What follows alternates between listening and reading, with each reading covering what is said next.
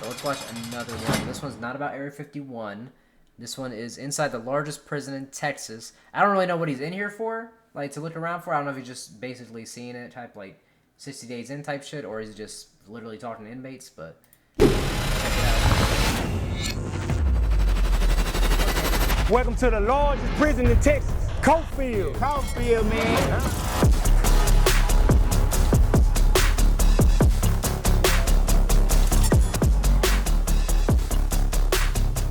Hello, fellas. How you guys doing today? I'm the very first person convicted for murder off of social media. Damn, really? Shit. You step up in an environment like this, it's like walking through an invisible landmine field. Gotta be careful how you walk.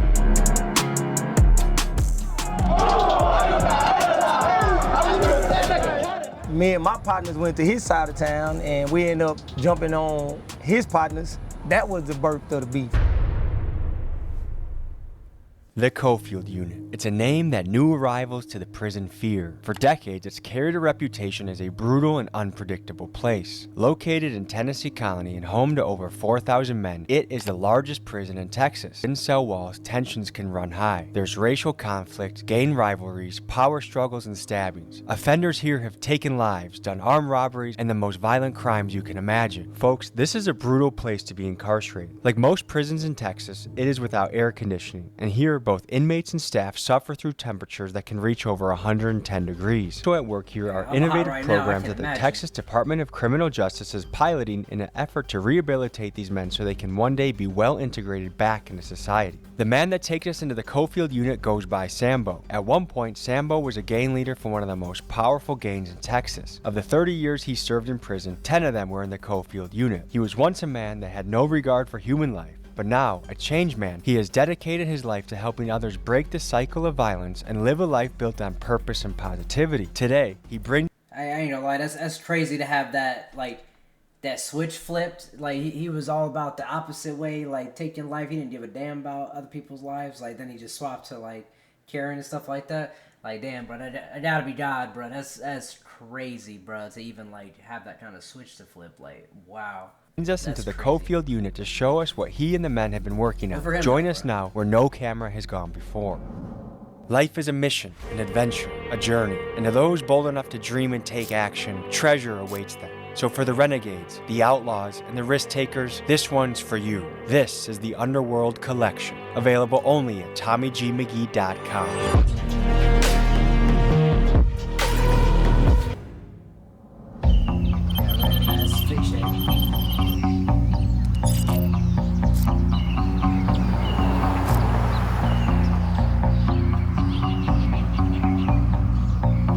We left Dallas early this morning. We took a lonesome highway road to Tennessee Colony, Texas. We're gonna be visiting the largest prison in Texas. The United States locks up more people than anywhere on earth by far. We lock up about 1% of our entire population of our country, which is a wild statistic. There are people here that haven't seen light of day as a free man for 10, 15, 20 plus years. And I'm eager to learn their stories, hear their experiences, and see how they deal with the concept of living in a cage for a good portion of their life. This, folks, will be unprecedented access to the Cofield Unit in Tennessee Colony, Texas. Freedom members. How are you? How you doing, brother? How y'all doing? Hey, God bless you guys. God bless you. Tommy G. Tommy Jose, man. You know about me. Yeah, I'm the one I'm Samuel's boy, man. Man, how are you today? I'm good. How you doing? I'm good, I'm good. Give the people the lay of the land. What's happening here? Okay. So this is the chapel here on Cofield. These are some of my co-workers. God bless you guys. Let them introduce themselves. Juan Ballesteros, man of peace, also a gatekeeper here. What's a gatekeeper? Gatekeeper is we talk to the guys when they first come in the unit, so we help them kind of transition into the new area, the environment that they're coming into. So yeah, we're kind of one of the first guys that they meet. So And what is this unit known for? well, back in the day, it was like rocking and rolling. Yeah. Right? So it was really going down with gangs and all that. To give you an idea of what we are walking into, let's give you some insights on the history of violence here at the Cofield Unit. In September of 2023, an inmate at Cofield Unit stabbed a guard. After he was restrained, the inmate was severely beaten by guards and hospitalized. 13 guards resigned or were fired shortly after. For a prison facing staffing shortages, incidents like this put further pressure on the guards. Also in September of 2023, Billy Chamirmir, killer of 22 women, died at the hands of his cellmate. And if you read the accounts written by inmates on prisonwriters.com, you'll see countless stories of men being stabbed, strangled, and extorted. So knowing full well the violence that lurked within these walls, my aim was to find the humanity within these men. When I was there, it was a very violent, volatile environment. Violence is what set the standard. So I knew that my only method of progress would be to instill the most fear in as many people as possible. Well, I got a little life sentence, right? I've been here 17 years. I was high on drugs, so drugs made me snatch a lady's purse, which gave me a life sentence. First time, second time down. First time was a DWI, 2-year sentence, and then they shot me with a life sentence 5 years later. I wasn't arrested, but I was rescued. So to me, that is a blessing. I'm locked up for possession. Bro, I ain't gonna lie, that's crazy, bro, for snatching a purse.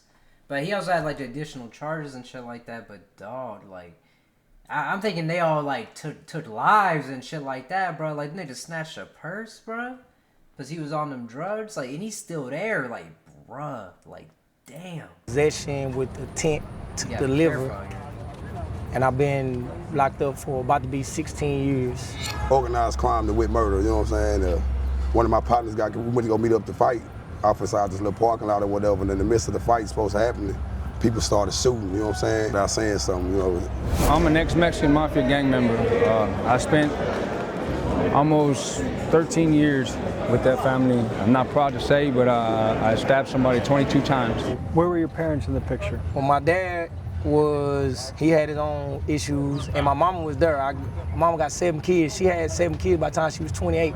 So I can't fathom being a 28-year-old single parent with 7 kids. It sounds impossible. Yes, and then 6 boys. But I realized as a grown-up, you know, that, man, it was like borderline impossible for my mama to do that stuff on her own, you know what I'm saying? I grew up with my mama and my granny, really, you know what I'm saying, and my aunties and stuff like that, but my daddy, he was here and there. So growing up, man, my mama really, she was there, like, we was into like the church or whatever, you know what I'm saying? But as I got older, I started getting kind of tired of it. So, but my mama always told me to like do the right thing, you know what I'm saying? Seeing for it's good and positive on me. But as I grew, I kind of got with the wrong crowd and I started seeing the money, the cars, the jewelry, you know, stuff like that, you know, typical neighborhood stuff, and things flourished into stuff that it wasn't supposed to be, which led me right here.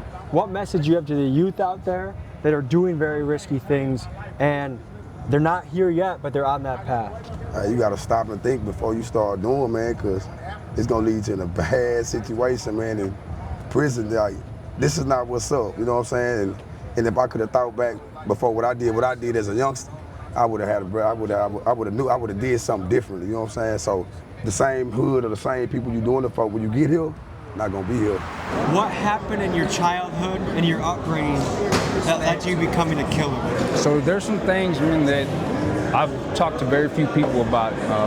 I was molested as a child, and because of it, man, it made me be a very, very angry individual. And I found out some things about myself with that anger, man. I embraced that anger and I turned to it for everything. I wouldn't let nobody get close to me. Just pushed everybody away. That anger was just always there and was quick to turn from anger to rage.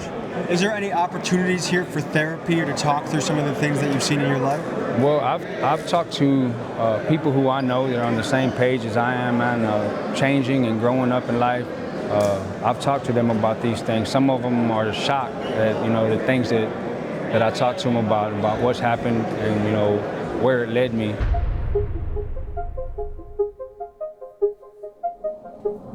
My name is Kenneth Young, and I am the director at East Texas Hospitality House here in Tennessee Colony. What we do is we provide lodging and meals and encouragement to families who are visiting somebody who's incarcerated in the Tennessee Colony area. We have a gathering room in there, we have games, we have puzzles, we have places to sit double beds It's with old bunk school. beds. We've got different bedding arrangements grandparents' for the house, different old size of families. Sometimes they just need prayer and a hug, Yeah. and to know that God's love is surrounding them, and they become part of our family when they come here. Period. They mean more to us than just someone off the street because they become part of our lives. I'm here visiting my brother Charles Bree, Okay, and where are you from? California. And how did he end up all the way over here? He got caught up. He got caught up in some. In Texas, it's crazy. I don't feel the time he got was it didn't match It didn't match the crime. a lot of people what they get for that crime. I feel that they railroaded him because of who the victim was and who the victim knew. The victim was related to the chief of police. They didn't even really give him a chance. I ain't gonna lie. That was probably cooked, bro. Related to the chief of police, bro. Yeah. He got the book thrown at him, bro. Not even on a fair basis. I can promise you that shit wasn't even fair, bro. I don't even know, buddy. I don't even know the case, but that shit wasn't fair already. And the chief of police involved, bro. Raps instantly, bro. Like damn, bro.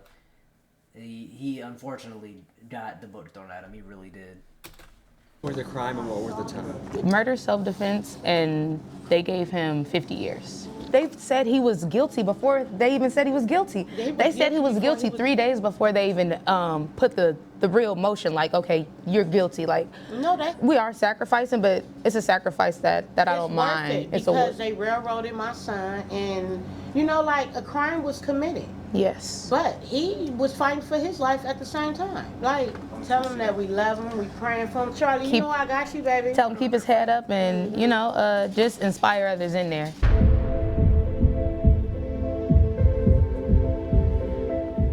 And what role does religion play in y'all's life? Religion played the biggest role in my life because if it wasn't for God, if it wasn't for my relationship with Jesus, then me and you wouldn't even be talking right now. You're gonna hear religion mentioned a lot in this episode, so for reference, we're talking to a group of guys who are involved in the Christian ministries within the prison. I used to be on the other side, now I'm on the best side. So our objective is to show them, remind them that, hey brother, you might feel alone, but you're not alone. You might feel left out, but you're not left out. You might feel like nobody care about you, but we're here to show you that somebody do care about you. Big thank you to the wardens and all the administration here. This is an unbelievable opportunity to talk to these gentlemen, to learn. I'm honored to be here. To wardens around the country, if you can invite us in, we'd love to come talk to you, your men, your people as well. It's a blessing to be here. I like that shirt you got on. I appreciate you. Mainstream media. Rest in peace, mainstream media. I pray for these brothers. I pray for their families. But I pray you show them grace and mercy in that. Because your word tells us that if they visit the least of these, that they visit you. We just prayed, now we're moving on to the gym, because really the goal of this is to show people's life and story and situation and learn. I'm hoping we can do that in the gym, and maybe the warden feels a little better and we go other places too. So what we're gonna do is we're gonna open up let y'all brothers speak. Y'all can all say whatever, however, 5, 10 minutes, 20 minutes, whatever y'all wanna give about yourselves, about what y'all do, where y'all coming from. Then we're gonna have some of the peer influencers speak up a little bit, say what they do here on the unit, and then start doing a little bit other things that we got involved for. Surprisingly a lot. It's that fun, man. I think it'll be a good day. Are we gonna get to eat the lunch here? Yeah. Yes. Like the actual lunch? You wanna eat that? No, you don't want to eat that. I wanna try it. You wanna try it? I wanna try it. All right, we'll take you. You want just I'll a drink? I'll do a food review, yeah. The crab and the ribeye, please. The crab and the ribeye? What's for dessert? Is it like a hot fudge sundae or something? Oh, man. The cheesecake? Cheesecake. We got homemade cheesecake out of cookies. What are your best recipes you got in here for making stuff? I like to do a fish bowl. Summer sausages, jalapenos, pickles, the mackerel, original mackerel. Then I put sriracha mac and I put a tuna. And some jalapeno tuna. The fish come in later.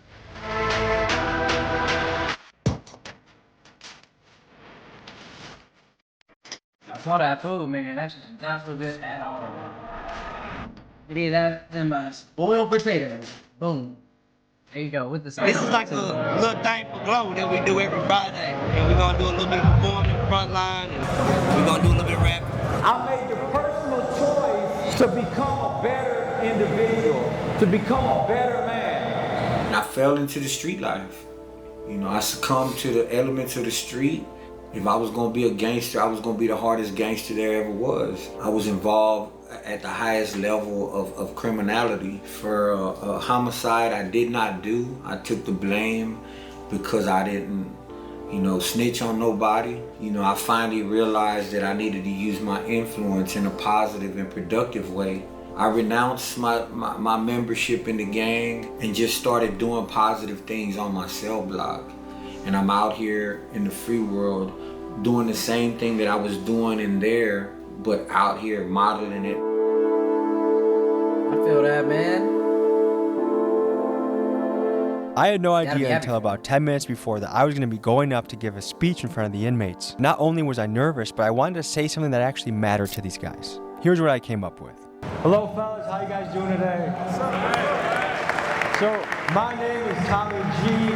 I'm a documentary filmmaker, and I'm here today to talk to you guys, get your stories, hear about your life, hear your perspective. But I want to tell you 2 stories that might give you hope right now.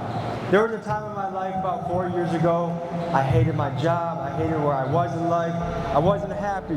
What I did is I wrote a list, ideas that can change my life, and I just one by one started executing on them. One of them was a documentary film on a group in my hometown Milwaukee called the Kia Boys. I documented their life, what they do. The Kia Boys are a bunch of teenagers that will take your Kia if they can find it. And I knew this was my path to be a documentary filmmaker. So I just want you to have the hope that there's one little thing that can pivot and change your life and shift you into the path that you want to go. Another thing I want to say, one of my best friends on earth, when he was in his 20s, he robbed 6, 7, 8 banks in California. He served 10 years in California. He's been out for 20 years. He's a family man. He's a multi-millionaire. All right?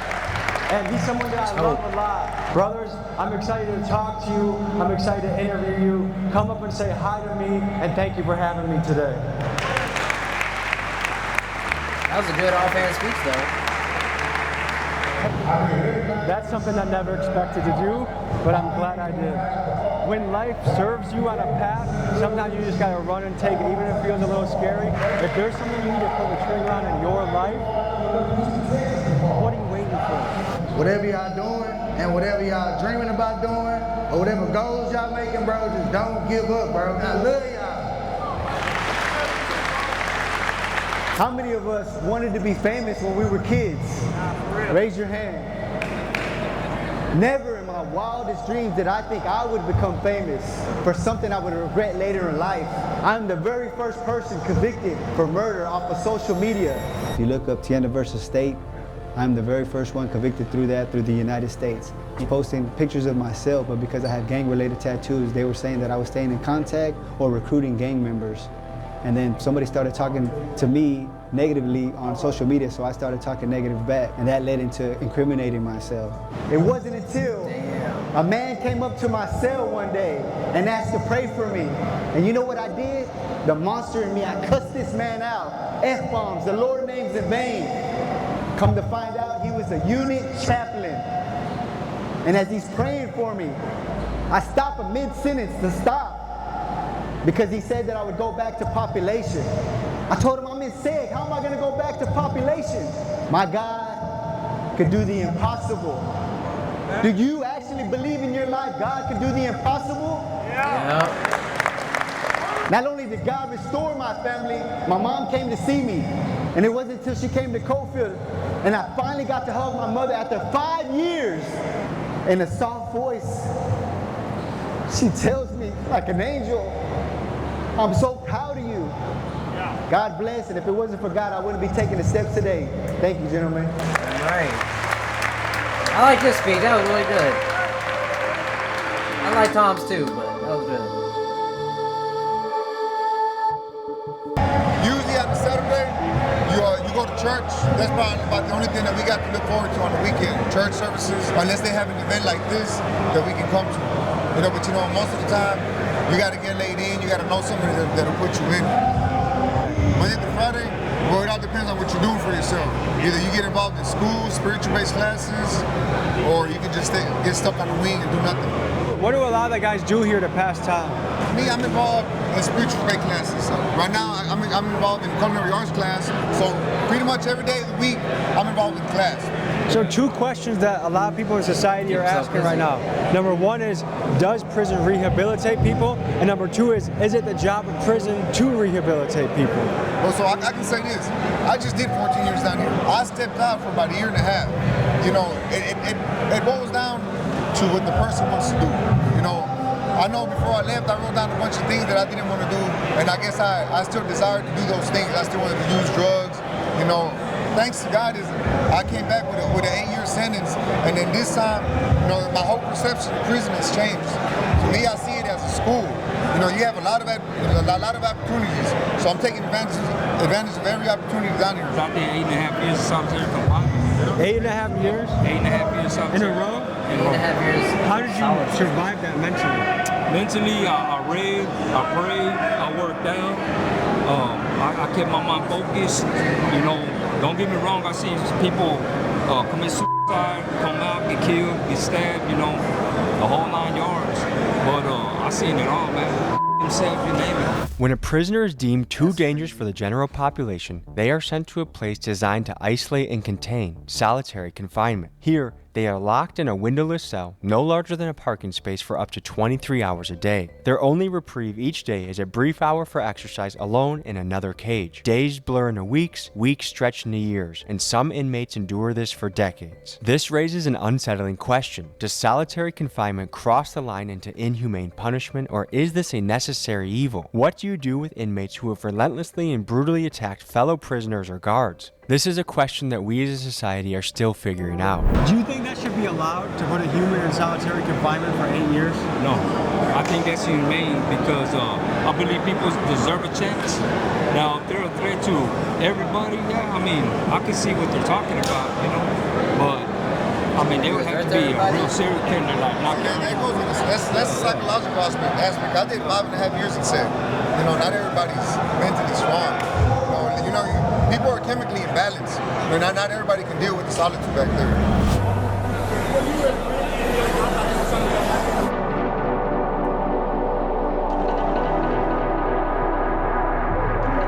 Freestyle.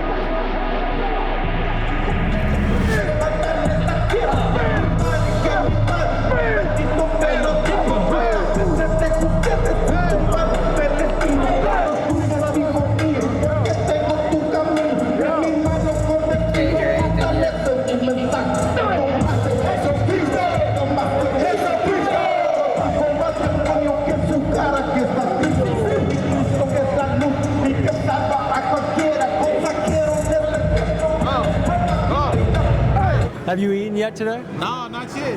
Normally, is breakfast served earlier? You just didn't go? Oh, yeah, it's too early for me. Breakfast is approximately about, let's say, 3, 4 o'clock in the morning. Breakfast is 3 or 4 in the morning? And it's not very filling. Well, just due to the schedule, because it's such a large unit, I would believe on other units, they probably serve at different times. But on Coatfield, it used to be at 2 o'clock, believe it or not.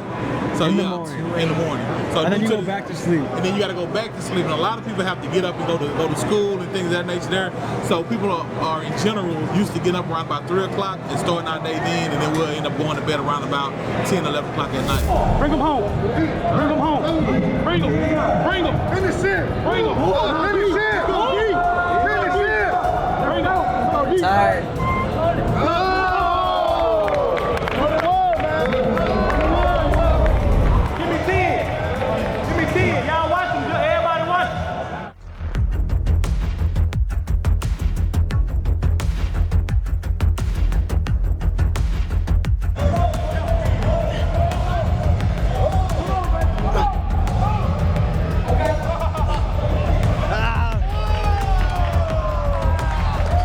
Doing there, man. Come on now.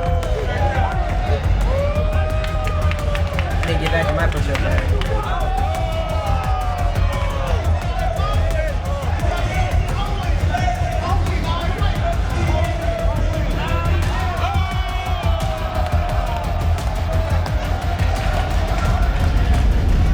How many push-ups you do today? Man, probably like 250, 300. That's just an exercise. But them right there, that's something different. What's the most you've done in a day? Oh, probably like 1,000. 100 sit-ups, 200 squats, something to keep them going. We just want to say, Something man, we both from the Arlington, Texas, man. So shout out to Agtown, Texas, man. You know what's crazy? Let me show you how good God is, man. We used to be enemies in the world. Man. Right? We literally used to beef with each other. Like, for real. Try to kill each other out there. But now look at God. You know what I'm saying? Now we doing ministry together. So back in the day, you guys used to beef. Tell me about that. Well, so we both got two different reasons why the beef started, which is funny. So the beef started from my perspective is because one of my partners who is dead now, rest in peace, Shot Merck, right? He got jumped on his side of town. So then me and my partners went to his side of town and we ended up jumping on his partners.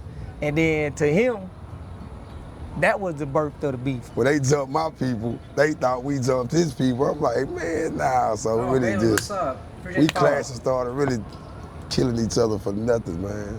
How many people do you think died in this beef? I know I had like 3 on my side. Nobody from my side died, but I lost more homeboys to the system than I have to death. And how far did each squad live away from each other? Man, we went 10 minutes apart. Yeah, we about 10 minutes. What does it feel like now to have peace and love for each other? I mean, it's good. I mean, yeah, I ain't gonna lie, it make me think about all the life lost and years wasted, only to conclude that we all right. Yeah. Nah, for real. That's what it is. The only reason we're in here today is because of this man here, Sambo. Tell the people your story. Well, I did 30 years in prison for murder I didn't do. But God put it in my heart to come back to prison after doing 30 flat years. Tell me about the innovative programs TDCJ is offering. TDC offers a vast array of innovative programs. They offer the Field Minister program, they offer the Faith-Based Dorm program, they offer the Self-Harm program. TDCJ has put these programs in place, but they're all volunteers, so it's up to the offender to take advantage and to seize the opportunity and make the most of it, to acquire the tools that they need while they're incarcerated, so that way they can come out here to the free world and have the tools that they need to reenter back into society in its proper context. So today I walk as a father, a husband, and a man of God. But my example is one so that I can give inspiration and motivation to the brothers that are locked up. Tell me about your 11 years of administrative segregation. It was a time of reflection and introspection. You know, I was there because the system couldn't control me because of my violent nature. But while I was in there, I had to sit back and realize that I had more value, more self-worth, that I was able to be more than just a TDCJ number, that I had the ability to give back, and God first.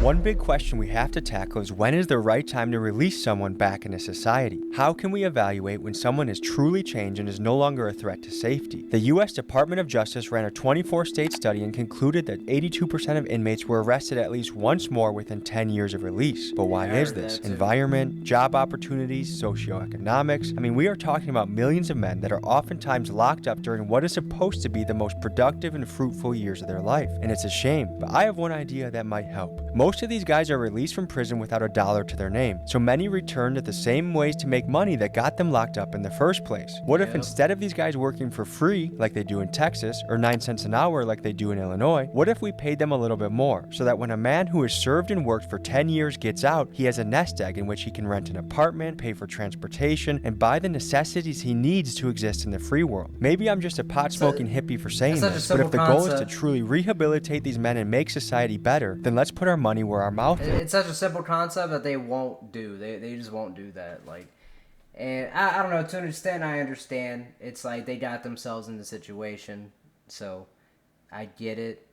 But if they do plan on releasing them, then they should be able to, like, I don't know, function. That way they don't go back to their old ways, but it's like it's built to. So how many people are in each cell? 2-man cells, man. These cells are so small. It's like a 6 by 9. You hear them? About 54. You can't even fit 2 dogs. Yeah, you can't. It's a cage. So, what else do you have to think about living in a cell with another person? Everything you do, you have to think about everything. You have to think about how loud you get up. If you're on top bunk, you can't step on the bottom bunk. You might wake him up. You have to think about everything. You can't drop things. You know what I'm saying? You got everything. If you're respectful, you know what I'm saying?